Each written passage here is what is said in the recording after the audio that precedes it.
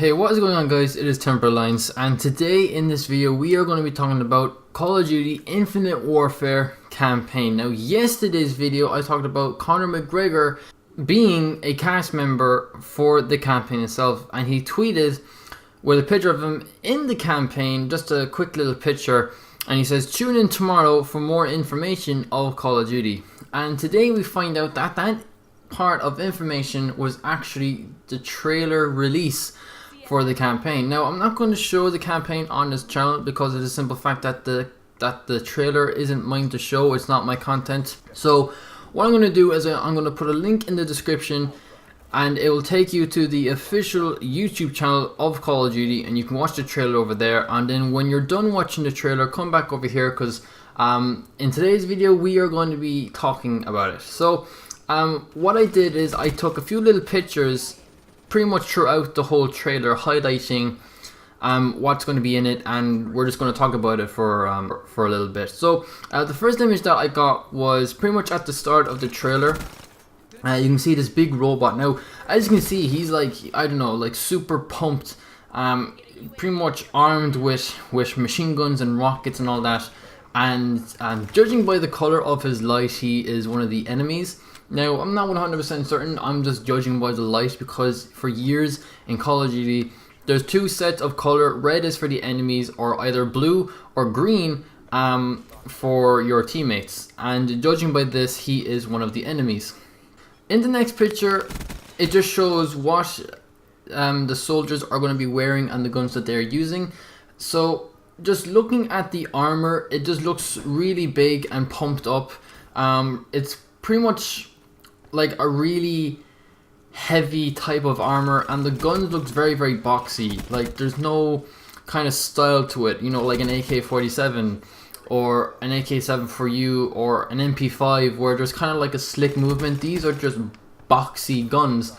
And as you can see, the third guy at the very bottom, he's kind of holding this sort of rocket launcher, getting ready to shoot it, as you can see, kind of with this light pumping out of it. I'm not sure if it's just a light attached to the weapon, or if he's getting ready to fire. Judging by that, just looking at the other two guns, they seem to have the same light, so I think it's just a flashlight. But just by looking at him, the way he's aiming it, it kind of looks like that he's ready. The armor, coming to think of it, kind of reminds me of Halo, where they kind of like in Halo Reach, one of the characters had a very souped up, boxy kind of feel, and that what pretty much reminds me of. So yeah. The next one looks super futuristic. Now, if you guys don't know, a few months ago I pretty much covered it, where Infinity Ward was in what kind of year the campaign would take place, and they said that it would take place so far into the future that it looked like the Stone Age for this year. So they pretty much picked the year and took full advantage of it. Now, Black Ops 3, I think it took, I can't really remember, I think it took 100 years in the future, something like that. It took a good few years further into the future than Black Ops 2. Black Ops 2, they didn't go very far into the future. It was set in the year 2025, which is only like 9 years from now. So they didn't go that far into the future, but they still took advantage of it since it was still set in the future. This is set so far into the future that they literally thought of every single thing that could happen in hundreds of years time. And this kind of reminds me of Thunderbirds. You know, there's flying crafts in Earth, and it's just flying around with like ships everywhere, and it, like, looking at this picture, it looks pretty cool. The next one shows a cannon, and if you guys didn't see the trailer before watching this, spoiler alert, it is actually getting ready to shoot down this aircraft that is flying up into the sky.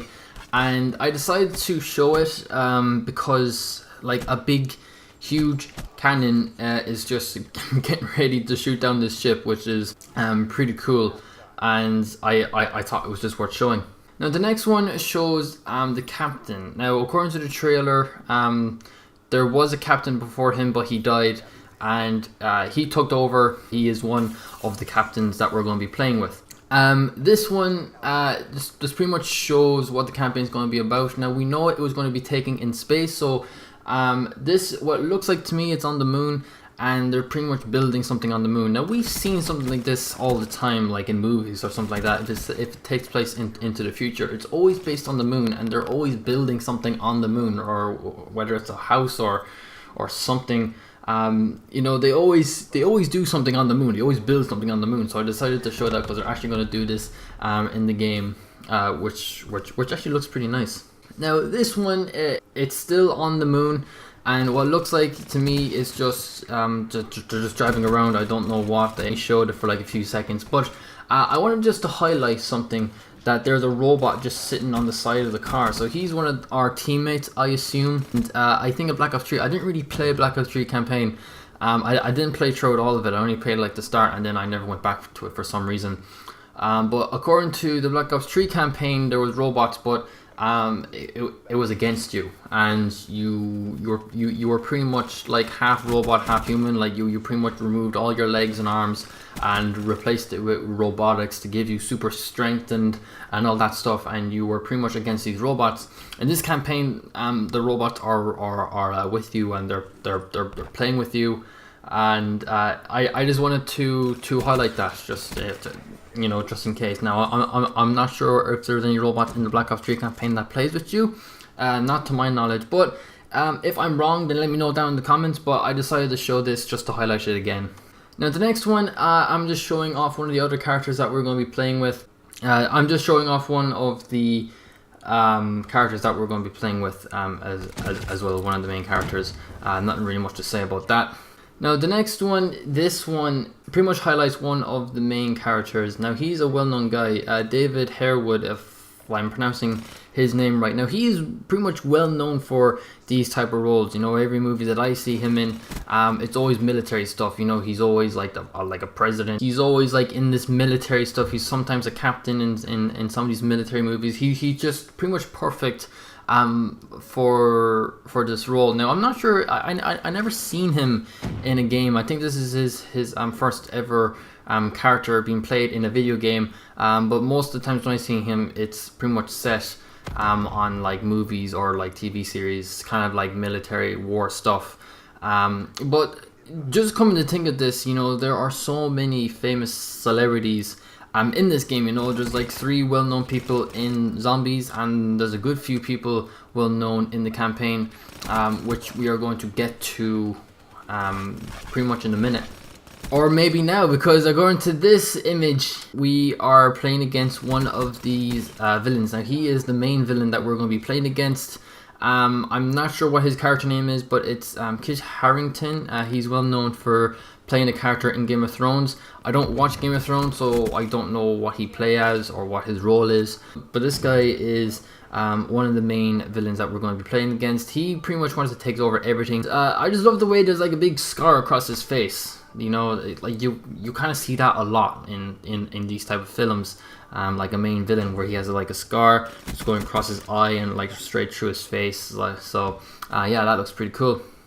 Now, this is actually quite cool. So now we know what Conor McGregor is playing as. So he is pretty much one of the soldiers with Kit Harington, and according to the trailer, he pretty much said, you know, take them out but save the bullets, which Conor McGregor is actually known for. So he has no gun. So in the trailer, he punches you out, what he is very good at in UFC fighting. So just playing as a character, looking at him before he punches you, just the look on that face, it's just as if he's just ready to go. Like, you know, he's just ready to knock you out in one punch.